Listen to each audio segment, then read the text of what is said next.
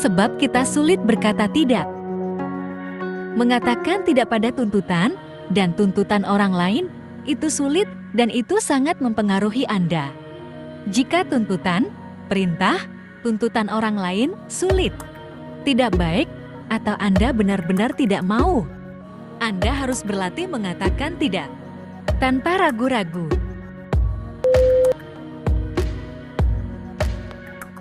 Kekuasaan orang lain yang lebih besar daripada kita, bahkan dia mampu menentukan nasib kita menjadi kendala terbesar buat berani berkata tidak. Misalnya, dalam hubungan kita dengan atasan di tempat kerja.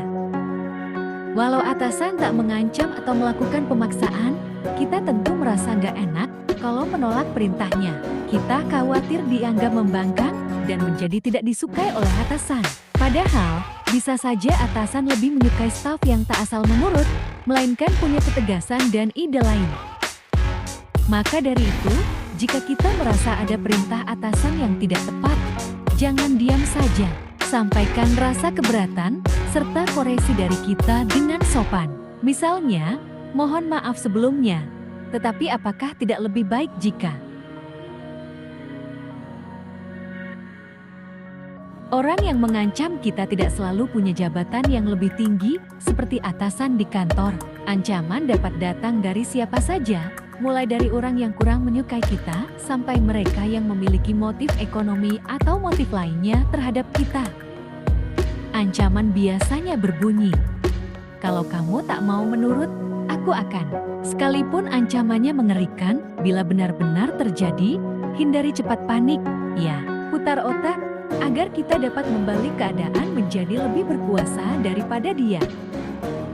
Contohnya, dengan menyebutkan titik lemahnya yang bisa kita manfaatkan untuk menyulitkannya. Dengan dia tahu bahwa kita cukup cerdik, ada kemungkinan ia melunak dan memilih negosiasi alih-alih terus mengancam dan menekan kita buat melakukan sesuatu. Hubungan dekat kita dengan seseorang memang gak selalu menguntungkan. Terlebih, kalau kita sendiri sulit untuk bersikap tegas pada setiap keinginan seseorang, kita pasti tidak tega buat bilang tidak. Meski di belakangnya kita mengeluh, permintaannya tetap saja dipenuhi. Daripada sering begini, sebaiknya kita belajar mengurangi rasa nggak enak pada orang terdekat. Mereka juga perlu tahu kalau terkadang kita sangat sibuk atau tak mampu melakukan sesuatu yang menjadi permintaannya.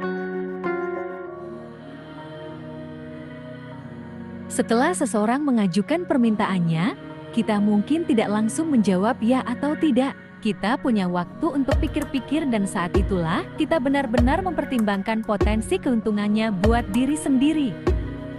Selama masih ada keuntungan buat kita, rasanya sayang juga melewatkannya. Apalagi seseorang menggunakan hal itu sebagai senjata buat memengaruhi keputusan kita. Dalam situasi begini, kita dituntut agar lebih cermat dalam membandingkan keuntungan dan kerugiannya pada diri sendiri. Misalnya, kita diajak teman untuk membantu eventnya, keuntungannya, kita bakal mendapatkan sejumlah uang. Akan tetapi, untung bukan berarti sama sekali tak ada kerugiannya. Bila kita ikut membantu event tersebut, selain capek, kita juga kehilangan waktu buat keluarga di akhir pekan. Mana yang lebih penting bagi kita? Apabila alasan kita menolak adalah ketidakmampuan dalam melakukan sesuatu atau kita sedang sakit, orang lain tentu mudah memakluminya. Biasanya mereka tidak akan mendesak lebih jauh. Namun saat kita sehat serta punya waktu dan kemampuan yang dibutuhkan, bagaimana kita hendak menolak permintaan orang?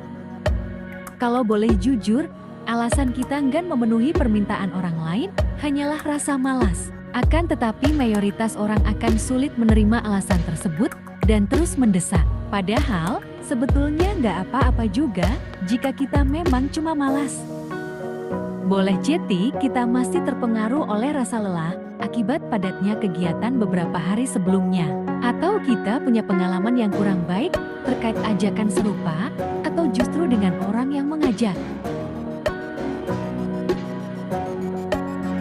Sebetulnya, orang bisa menilai kita negatif karena apa saja, bahkan saat kita jelas-jelas melakukan kebaikan. Contohnya, Ketika kita membagikan bantuan pada orang-orang yang membutuhkan, kemudian ada seseorang yang menyebut kita cuma pamer. Jadi, masihkah kita perlu terlalu memikirkan penilaian dari orang lain? Setiap penilaian negatif hendaknya dijadikan bahan introspeksi serta evaluasi diri saja. Jangan sampai kita mau diminta melakukan apapun, padahal itu tidak menjamin kita akan dinilai secara positif. Orang dewasa yang tak egois pastinya juga mampu menghargai penolakan kita.